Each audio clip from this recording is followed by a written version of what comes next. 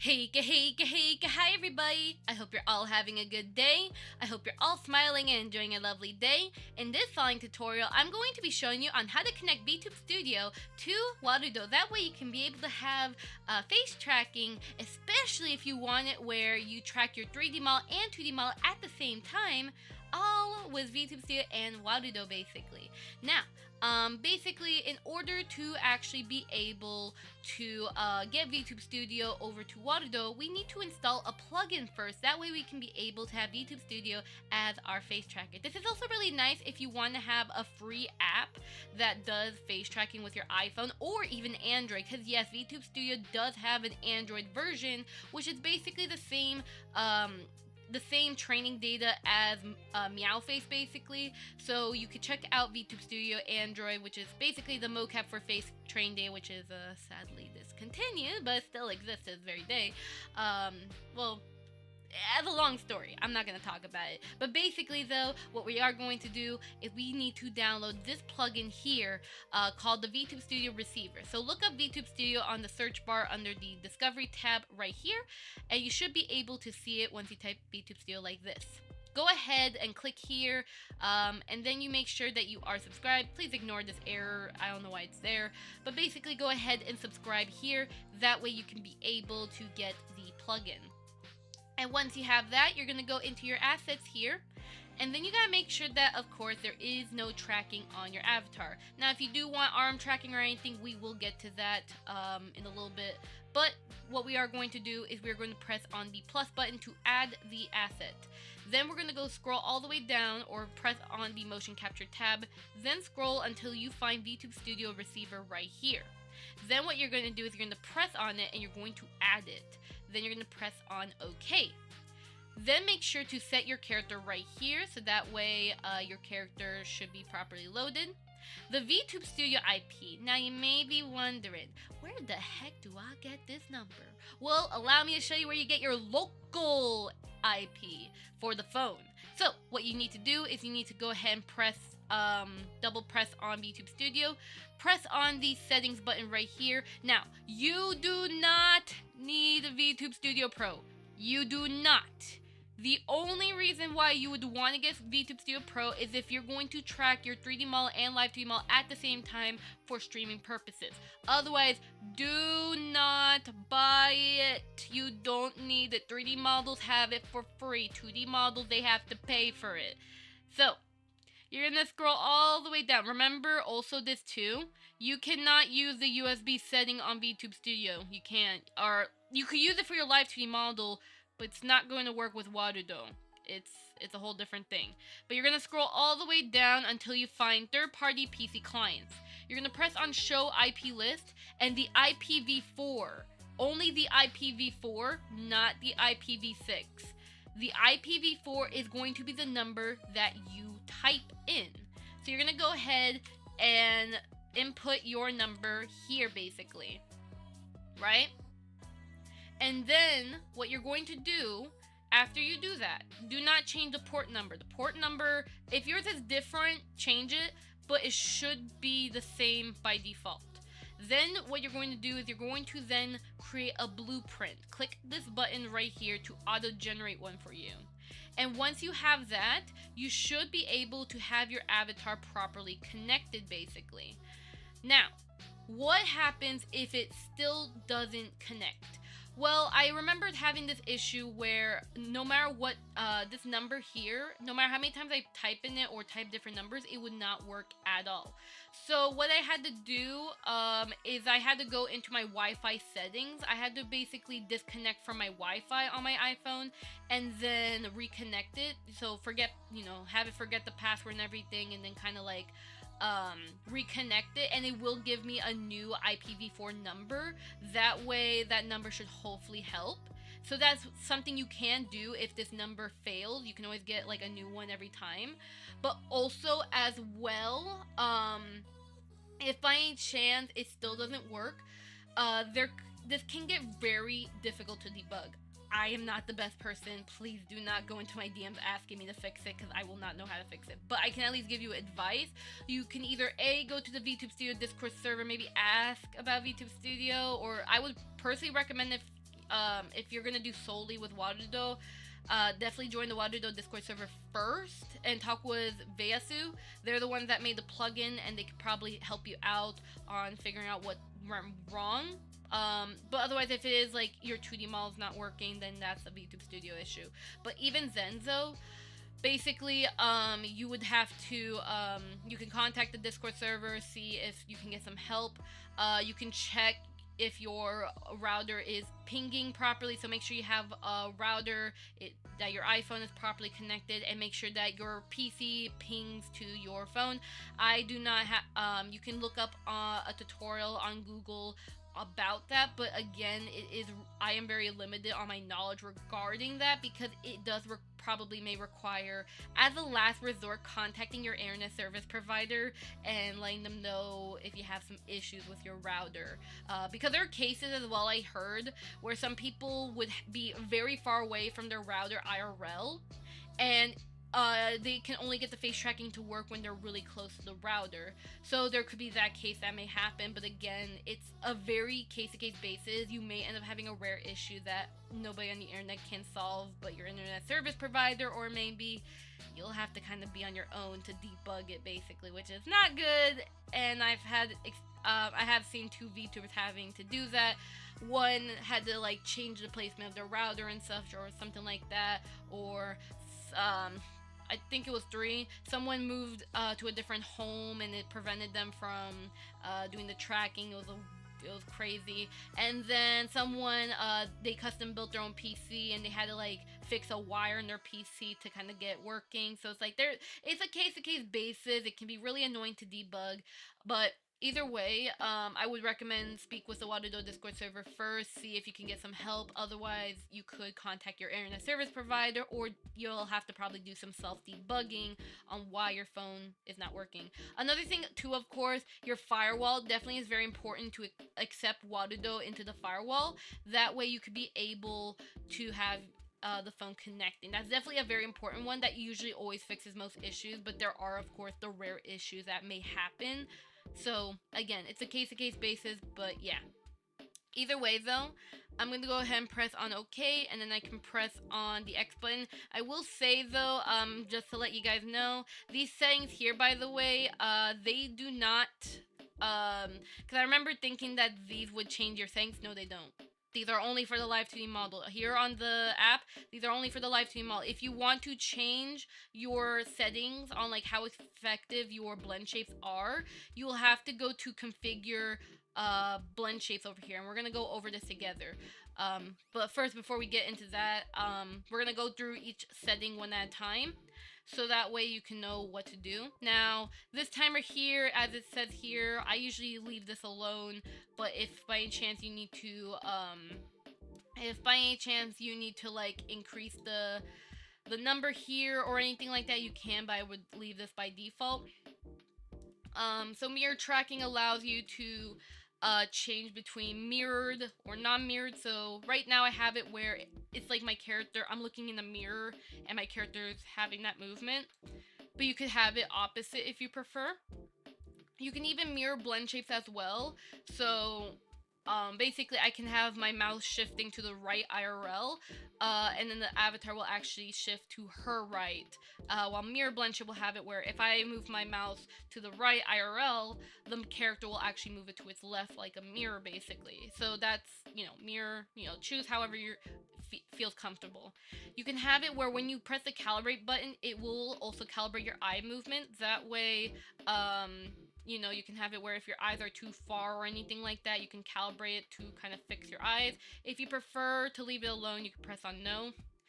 Of course, calibrate button allows you where if your model is out of place or something like that, it will allow it so your model is back to normal. So basically here, this is configure blend shape mapping here. We can be able to edit our blend shapes here. Now think of it like VTube Studio, where you can actually change the influence of how sensitive your blend shapes are, or like the output, basically. So input basically is like, if I were to wink, right? If I want to, let's say, make my blinking, more stronger because they feel too light, make the value here on the top a smaller number, and it'll make your blinking more sensitive. But the bigger the number, the less sensitive your blinking will be. This also applies to any blend shape as well. So I'll go ahead and set these to 0.6 to ensure that my blinking is much more stronger and more natural. Now, as for these are mainly good. Let's say, for instance, I don't want my eye blinking to go a full 1. I want maybe where the max of my blinking will be only by a half. So this is very good if you want to limit like the maximum value, but do keep in mind though that you can't go over 1, by the way. It only goes less. You know, if you want to see like some changes, it will, you know, less than 1 will make some changes, but otherwise I personally would say just keep this at 1 basically. But yeah, basically that's, you know, if let's say for instance, especially with void eyes, right, where if you blink or something like that, your blinking might be a little too strong or have so much clipping. This is definitely really good to limit, especially if you don't want to go to Blender or Unity to adjust. You could definitely do, you can make the maximum a little lower number to help fix the clipping issue. And again, same applies to any other blend shape basically. So pretty much just play around with the values however you see fit basically. Whoever you want basically, but for the most part though, I usually for the most part preferably I always just mainly mess with only this box here. I only mess with this one if I have to like set up a limit, like if I do mouth closed when I'm chewing, I want it to be a less, you know, I don't want it to be like the full value or something like that. So play however you want, and there's many, this is a full air kit blend shapes, so do keep that in mind. Now, shoulders follow head. This is basically allows you to have this slider where you can make your spine move a lot more basically, which is really nice. So if you want to have more upper body rotation, you could definitely do it by this slider here. If you don't want it, then you won't be able to have that setting, but otherwise though, if you prefer it, you can definitely be able to have this basically.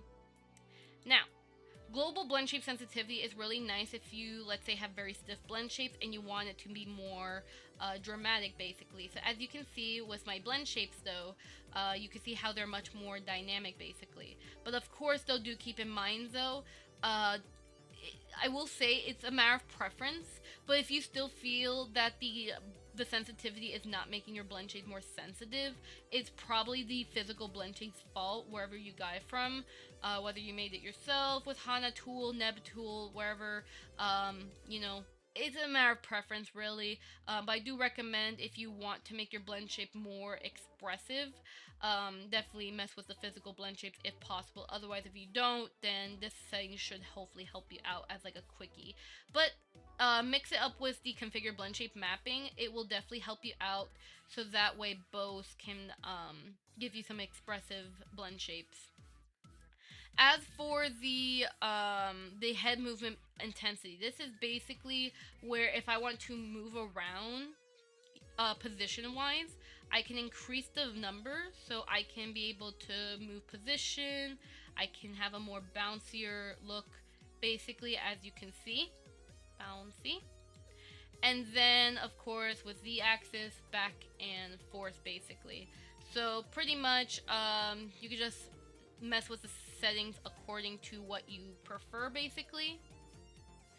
So yeah, basically just mess around with that basically, to whatever you want. If you want more bouncy, or if you prefer a more subtle and stiff movement, you can, you know, whatever fits your boat. But if you want, like I said, more bouncier, I recommend having the y-axis to be like a higher number, like 10 or something like that, depending on what you want. Alright, so now maximal head translation. This is basically helps you out with limiting. So basically this allows you to have like intensity, but this helps you out with setting up like your max value basically. So it's really nice if you want to set like limits so you don't overdo yourself. So you can mess with this basically. So let's say if I were to set this really high, right? But let's say I want to increase my range. Then I can increase the number here, and it will allow it so I can move even more. Whoa! So yeah, you can do that. Hey, how you doing? Oh, hey, how you doing? So yeah, you could basically be able to do that. But I usually prefer the default numbers though. But again, it is a matter of what you prefer basically. Alright, so now body movement intensity. This is basically kind of like uh, the blend shape sensitivity setting basically. And this will allow it so that way you can have much more body movement, a little bit more easier basically. It's just something really quick for, you know, to see like if you want more or less movement with your body movement basically. Now, head rotation intensity allows you so that way you can be able to increase how much your head rotates. Yeah! And yeah, so basically, you could basically be able to change it so you can have this basically. So yeah, so pretty much just adjust it however you seek fit basically. I'll probably have it like this maybe. Yeah, something. It really depends on what you want. Again, if you want to have a more expressive head movement or more subtle, you know, change the value according to what you want basically. You can also set a maximum as well. So instead of like, let's say for instance, you don't want your head to rotate so far like this, right? This will allow it so you can have a max basically. So kind of like think of live 2D models where they have like a max value with their parameters, so they don't go so far to the left or so far to the right or something like that. So you can set up a max, especially if you want that live 2D feel, I guess. So yeah. But of course, if you prefer more range, especially if you want to like turn 180 degrees or something, then you can of course do that too. So really just a matter of preference. All right.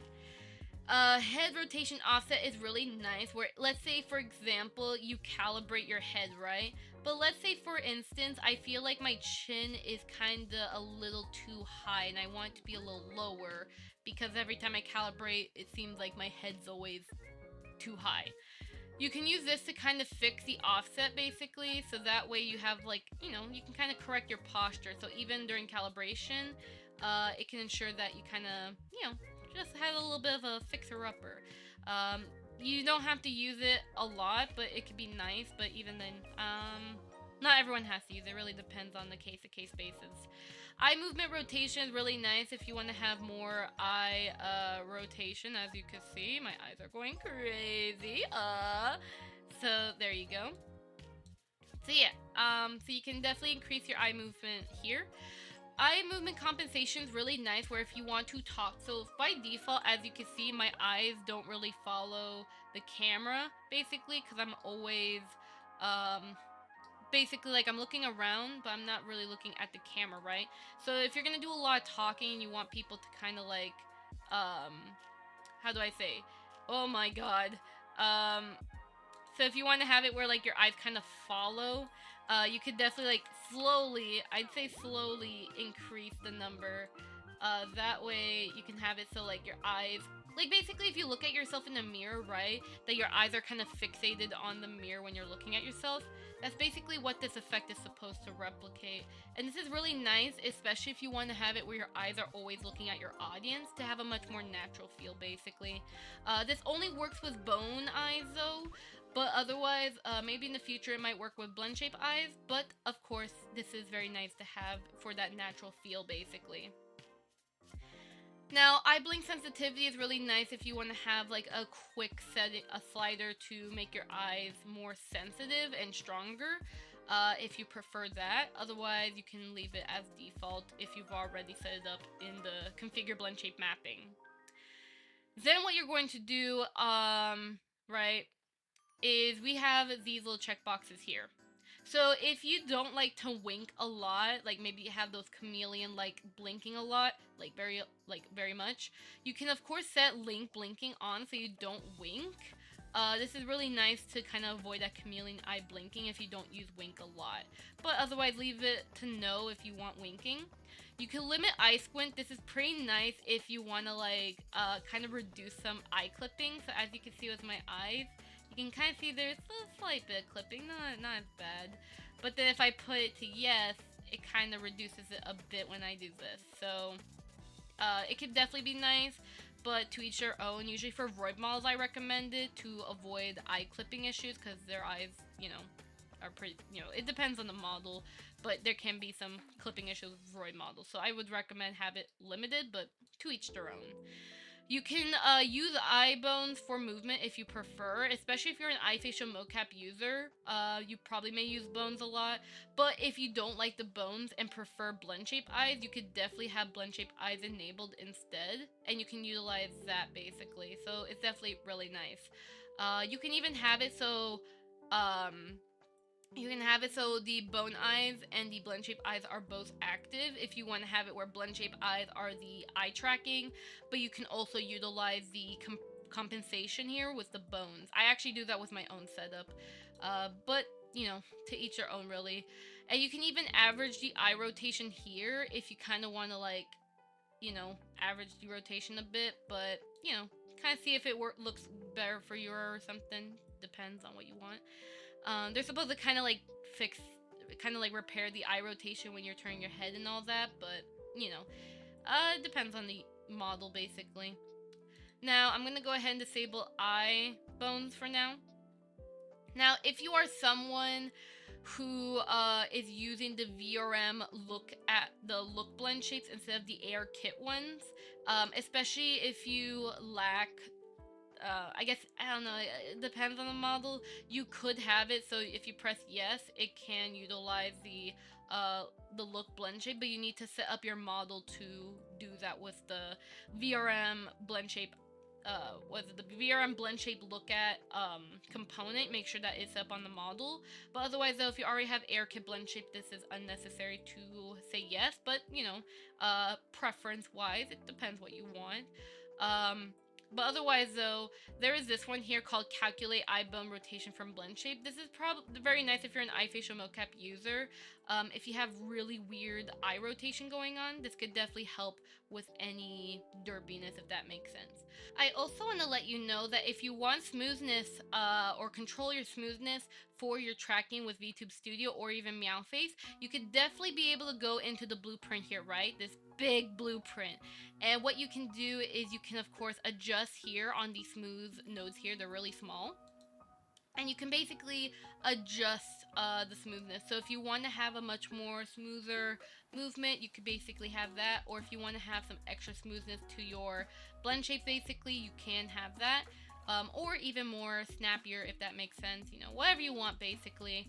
And of course, if by any chance you have any issues with VTube, the VTube Studio plugin still, you can of course make sure that the receiver has the VTube Studio receiver here, and that the character here, as you can see, is set up properly. So make sure these are set up to your character, especially if you renamed it, and even set up over here as well. Make sure that these are set to your character, basically. And overall, though, this is pretty much how you can be able to set up the smoothness. And of course, if you have any issues with connection still, you could definitely check out the nodes I just pointed out, making sure that the character setting here is set up and the receiver. So hopefully that helps you out.